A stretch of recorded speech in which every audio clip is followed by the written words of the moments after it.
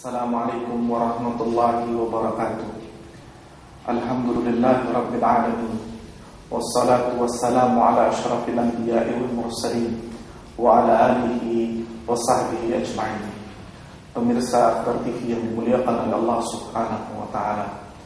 Pernahkah terbetik di dalam hati Anda ataupun terlintas di pikiran Anda untuk berpikir sudah berapa banyak dosa yang kita perbuat di atas muka bumi Allah?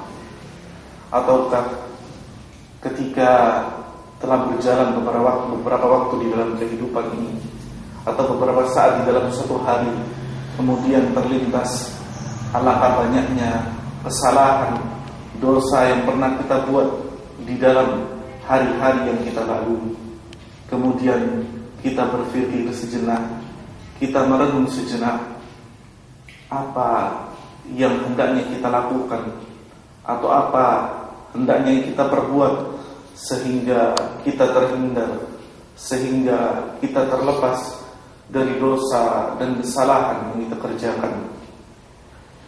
Telah banyak diceritakan oleh para ulama kaum muslimin tentang obat-obat, tentang penawar, tentang resep-resep yang digunakan, ditulis oleh mereka agar muslim ini terhindar atau bisa membebaskan diri mereka dari perbuatan dosa dan alba di dunia ini. Di antaranya adalah yang ditulis oleh seorang imam besar, yaitu Al-Imam Ibnu Qayyim Al-Jauziyah rahimahullah. Beliau yang dikatakan Tabibul Qulub, dokternya hati manusia, telah menuliskan begitu banyak resep beliau agar kita bisa menghindarkan diri kita dari penyakit-penyakit yang menyebabkan banyak kita gontai dan terjerumus kepada perbuatan dosa. Di antara resep tersebut banyak yang bermanfaat, sehingga pada kesempatan yang mulia ini kami ingin menyampaikan beberapanya, sehingga ini bermanfaat bagi pemirsa yang budiman. Nabi SAW di dalam satu kesempatan beliau berwasiat kepada kita semua, ya'ti 'alan nas zaman, akan datang pada manusia satu masa, as-sabir fihi kal-qabid 'alal jamar, sesungguhnya orang-orang yang bersabar ala dini, yaitu di dalam agama mereka, seperti mereka memegang bara api atau menggenggam bara api. Sungguh wasiat yang disampaikan oleh Nabi ini mengingatkan kepada kita semua bahwasannya zaman itu, masa itu adalah sesuatu masa atau zaman yang sulit bagi kita semua.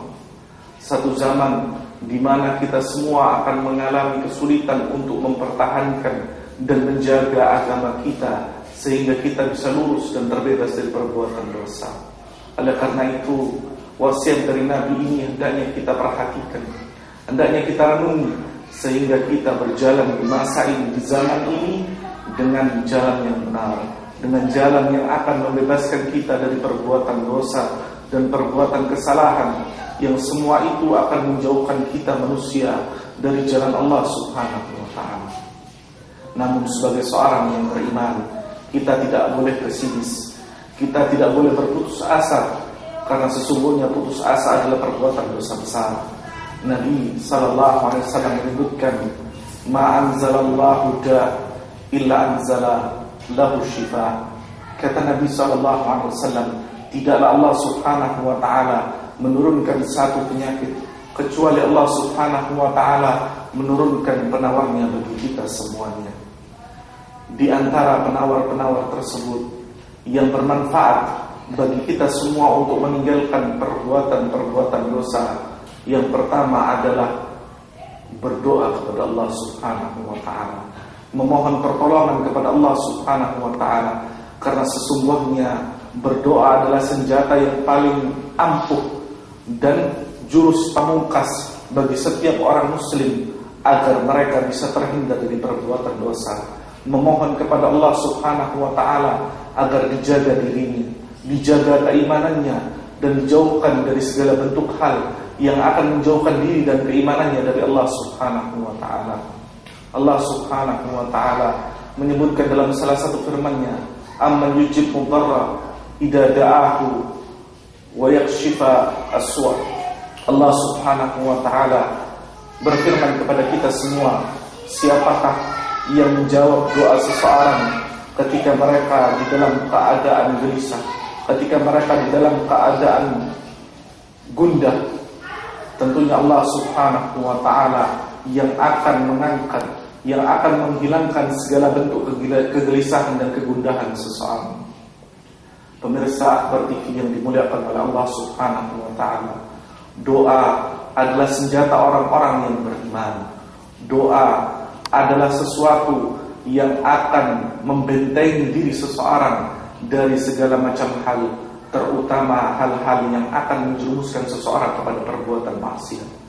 Syekhul Islam Ibnu Taimiyah rahimahullah, beliau memberikan pesan kepada kita semua bahwasanya di antara hal yang paling agung, di antara perkara yang paling besar yang akan bisa membentengi diri seseorang dari perbuatan maksiat adalah berdoa kepada Allah Subhanahu wa taala.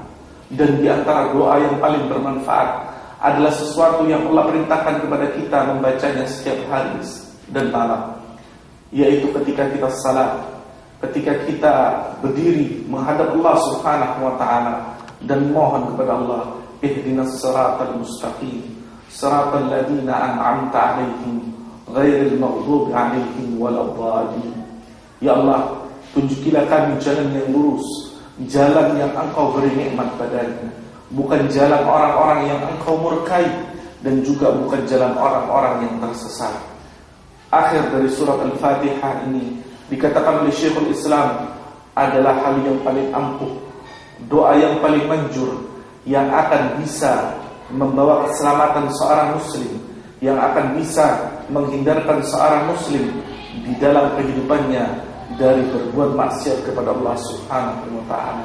Karena di dalam doa tersebut seorang muslim meminta kepada Allah Subhanahu wa taala agar ia diberikan petunjuk untuk menapaki jalan yang lurus, jalan yang Allah beri nikmat padanya.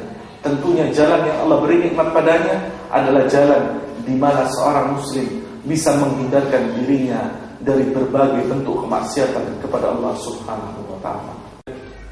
Kemudian perkara kedua yang akan menghindarkan seorang muslim dari terjerumus kepada perbuatan maksiat, yaitu ketika seorang muslim melihat akan keagungan Allah Subhanahu wa taala dan bagaimana Allah Subhanahu wa taala menurunkan nikmatnya kepadanya. Allah Subhanahu wa taala berfirman dalam satu firman-Nya yang ini hendaknya menjadi moto di dalam kehidupan setiap manusia. Allah mengatakan, wa in ta'uddu ni'matallahi la tuhsuha. Jikalau seseorang mau menghitung-hitung nikmat Allah, maka ia tidak akan mampu bisa menghitung nikmat Allah. Begitu banyak nikmat yang Allah berikan kepada kita semua, begitu banyak kemudahan yang Allah berikan kepada kita semua, bahkan sampai hembusan nafas yang kita dengannya bernafas setiap hari Allah berikan dengan percuma. Begitu banyak nikmat yang Allah berikan kepada kita, sampai-sampai apapun yang kita gunakan untuk menghitungnya, kita tidak akan sanggup menghitungnya. Ada seorang saleh yang bertanya kepada seorang temannya, bolehkah seseorang ini berbuat maksiat kepada Tuhannya, kepada Allah Subhanahu wa ta'ala? Maka temannya itu kemudian menjawab pertanyaan, boleh, asalkan dia bisa melakukan beberapa hal. Apakah itu? Kemudian ia menyebutkan yang pertama, ia boleh berbuat maksiat kepada Allah asalkan ia tidak laksanakan kemaksiatan itu di atas muka bumi. Lalu ia berkata, bagaimana mungkin aku berbuat maksiat di tempat lain sedangkan seluruh alam semesta ini milik Allah? Tidak mungkin aku bisa melaksanakannya. Kemudian ia bertanya, apalagi kemudian? Engkau boleh berbuat maksiat kepada Allah Subhanahu wa ta'ala asalkan engkau tidak memakan atau menggunakan salah satu di antara nikmat-nikmat Allah Subhanahu wa ta'ala. Itu pun tidak mungkin aku lakukan, karena seluruh yang ada di bumi ini adalah nikmat Allah Subhanahu wa ta'ala. Bagaimana mungkin aku berbuat maksiat tanpa menggunakan sesuatu dari nikmat yang Allah berikan kepada saya? Kemudian ia bertanya, apalagi? Kemudian dijawab bahwasanya engkau boleh berbuat maksiat kepada Allah asalkan Allah tidak mengetahui apa yang engkau kerjakan. Ini lebih tidak mungkin lagi Bagaimana kita mungkin bersembunyi dari pengetahuan Allah Subhanahu wa ta'ala, sedangkan Allah Subhanahu wa ta'ala mengetahui apa yang kita kerjakan dan apa yang terjadi di alam semesta ini. Bahkan seekor semut yang hitam berjalan di batu yang hitam di tengah kegelapan malam, Allah pun tahu. Bagaimana mungkin aku berbuat sesuatu yang Allah tidak akan mengetahui?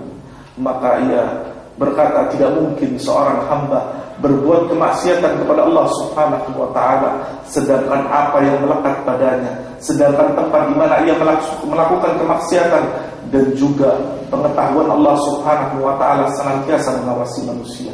Maka ketika seorang manusia melihat dan menyaksikan keagungan Allah Subhanahu wa ta'ala dan mengetahui akan nikmatnya, maka seseorang akan tidak mungkin berbuat maksiat kepada Allah Subhanahu wa ta'ala.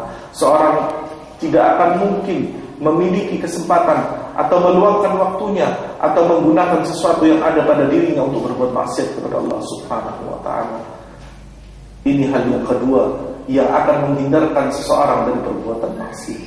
Kemudian yang ketiga, yaitu seseorang melihat akan kecintaan Allah Subhanahu wa ta'ala sebagai jalan keselamatannya. Maka ketika seseorang mencintai Allah Subhanahu wa ta'ala dan membuktikan kecintaannya kepada Allah Subhanahu wa ta'ala, maka ia akan terhindar dari perbuatan maksiat. Allah Subhanahu wa ta'ala menyebutkan, qul in kuntum tuhibbunallaha fattabi'uni yuhibbukumullahu wa yaghfir lakum dhunubakum wallahu ghafurur rahim. Allah katakan wahai Muhammad kepada mereka, jikalau kalian mencintai Allah Subhanahu wa ta'ala, maka ikutilah aku, ikutilah Rasulullah sallallahu alaihi wasallam, yuhibbukumullahu wa yaghfir lakum dhunubakum.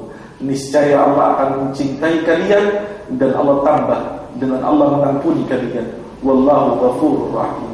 Dan Allah Subhanahu wa ta'ala Maha Pengampun dan Maha Penyayang setiap hamba-Nya.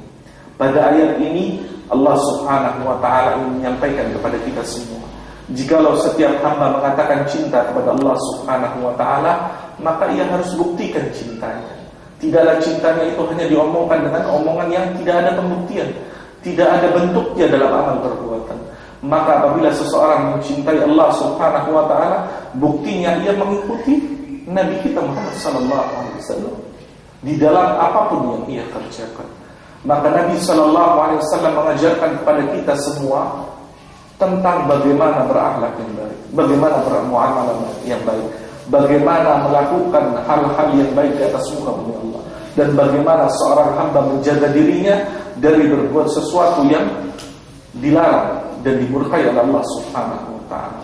Maka apabila seorang hamba menyatakan dirinya cinta kepada Allah Subhanahu wa ta'ala dan ia buktikan kecintaannya kepada Allah Subhanahu wa ta'ala dengan mengikuti Nabi sallallahu alaihi wasallam, maka ia tidak akan berpikir untuk berbuat maksiat kepada Allah Subhanahu wa ta'ala. Namun ia harus buktikan kecintaannya kepada Allah Subhanahu wa ta'ala dengan mengikuti Nabi sallallahu alaihi wasallam, bukan hanya omongan kosong saja. Karena apabila kita hanya berucap saja tanpa membuktikan dengan amal perbuatan, maka itu sungguh amat sia-sia. Tidak ada manfaatnya bagi seseorang berbicara tanpa membuktikan dengan amal perbuatan. Itu adalah 3 di antara resep yang diberikan oleh Ibnu Qayyim al-Jauziyah rahimahullah kepada kita semua apabila kita menginginkan diri kita terhindar dan terbebas dari perbuatan maksiat. Yang pertama yaitu kita mohon dan berdoa kepada Allah Subhanahu wa ta'ala agar menjaga diri kita dari terjerumus kepada perbuatan maksiat. Kemudian yang kedua, seorang hamba menyaksikan keagungan dan kebesaran Allah Subhanahu wa ta'ala serta begitu besar dan banyaknya nikmat yang Allah berikan kepada kita semua. Yang ketiga, yaitu seorang hamba mencintai Rabbnya, mencintai Tuhannya Allah Subhanahu wa ta'ala, dan ia buktikan kecintaannya kepada Allah Subhanahu wa ta'ala dengan mengikuti jalan Nabi-Nya sallallahu alaihi wasallam. Maka apabila seorang menetapi 3 jalan tersebut, maka ia akan terhindar dan dipalingkan oleh Allah Subhanahu wa ta'ala dari perbuatan maksiat yang akan menjauhkan seorang hamba dari Allah Subhanahu wa ta'ala, yang akan menjauhkan seorang hamba dari kehidupan kebahagiaan di dunia maupun di akhiratnya. Ini yang bisa kami sampaikan. Semoga bermanfaat bagi kami dan pemirsa sekalian, dan semoga ini menjadi jalan yang akan membawa kita kepada keselamatan kehidupan dunia dan akhirat kelak. Semoga bermanfaat. Aqulu qawli hadha subhanakallahumma bihamdika asyhadu an la ilaha illa anta astaghfiruka wa atubu ilaik. Assalamualaikum warahmatullahi wabarakatuh.